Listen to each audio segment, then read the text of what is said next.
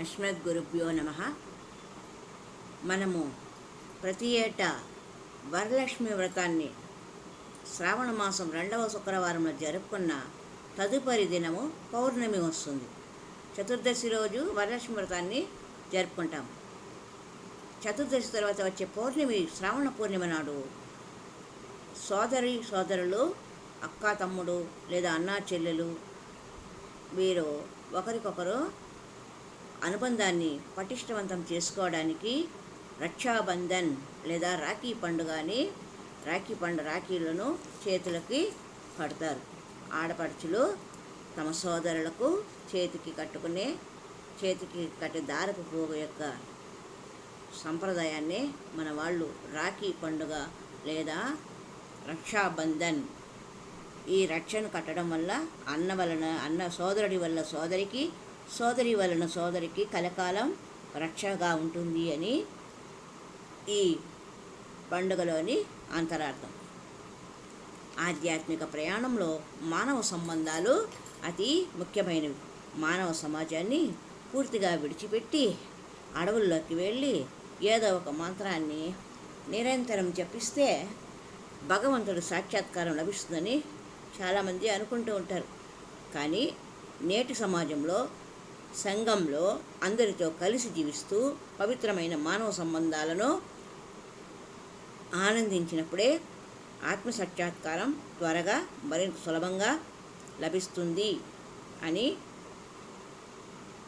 నిర్మలాదేవి మాతాజీ గారు చెప్పిన మాటలు.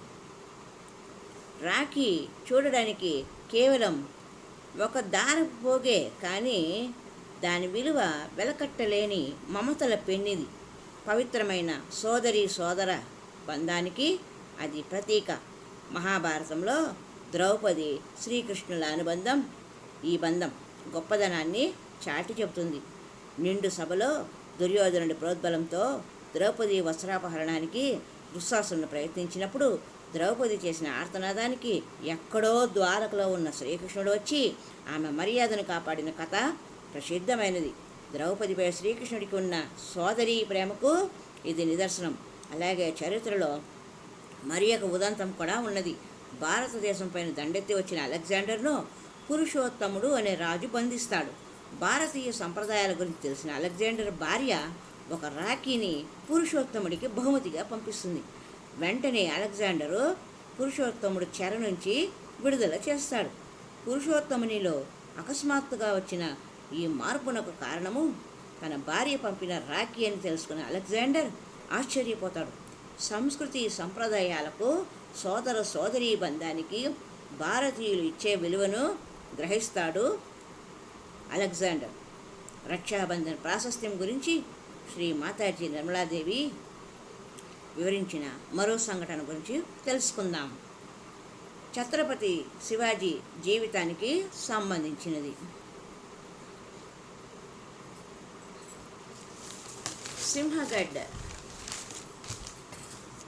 సింహగఢ్ రాజకుమారి కమలకుమారి నుంచి శివాజీ తల్లి జిజియాబాయి ఒక లేఖను అందుకున్నది. ఆమె శివాజీని తన సోదరుడిగా కమలకుమారి సంబోధిస్తూ తను ఆపదలో ఉన్నానని, తనను రక్షించాలని కోరుతుంది. మరునాటి సూర్యోదయం లోపల తనను కాపాడాలని, శత్రువుల వల్ల తన మాన ప్రాణాలకు ప్రమాదం అని తెలుపుతూ ఒక రాఖీని కూడా పంపుతుంది. వెంటనే శివాజీని తన వద్దకు పిలిపించుకున్న జిజియాబాయి మరునాడు ఉదయం లోపల సింహగఢ్ కోటను జయించాలని ఆదేశిస్తుంది. ఆ బాధ్యతను తన సైన్యంలో ప్రముఖుడైన తానాజీకి శివాజీ అప్పగిస్తాడు. కమలకుమారి పంపిన రాఖీ గురించి విన్న తానాజీ ఒక్క రాత్రిలో ఆ కోటను జయిస్తాడు. అయితే యుద్ధం ముగిసేసరికి వీరమరణం పొందుతాడు. రాఖీకి విలువనిచ్చి ప్రాణాలను సైతం లెక్క చేయకుండా పోరాడిన తానాజీ వీరత్వం భారతదేశ చరిత్రలో సువర్ణాక్షరాలలో లిఖితమవుతుంది. మానవుల సంఘ జీవితాన్ని వారి సూక్ష్మ శరీరంలోని విశుద్ధ చక్రము నిర్దేశిస్తుంది. అందరితో పవిత్రమైన సంబంధ బాంధవ్యాలను కలిగి ఉండి వాటిని ఆనందించే వారిలో ఈ చక్రము ఆరోగ్యంగా ఉంటుంది.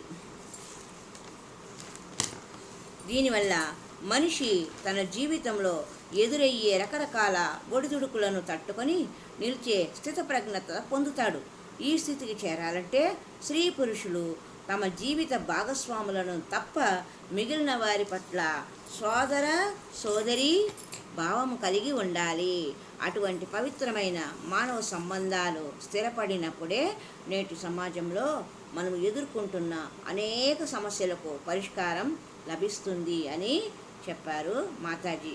మన అంతర్గత సూక్ష్మ శరీర వ్యవస్థలోని విశుద్ధ చక్రంలో ఎడమ వైపున సోదరి తత్వానికి ప్రతీకగా శ్రీ విష్ణుమాయ నెలకొని ఉంటుంది. అందుకే సహజ యోగ ధ్యాన సాధన చేస్తున్న ప్రతి ఒక్కరూ ఈ సోదర సోదరీ బంధాన్ని పవిత్ర శక్తిగా భావిస్తారు. తమ దైనందిన జీవితంలో దానికి అనుగుణంగా నడుచుకుంటారు. రాఖీ పండుగను ప్రపంచవ్యాప్తంగా సామూహికంగా జరుపుకుంటారు. కాబట్టి సోదర సోదరీ బంధము ఒక పవిత్ర శక్తి స్వరూపం అని రాఖీ పండుగ వలన మనము తెలుసుకుంటున్న విశేష అంశం. హరి ఓం తత్సత్.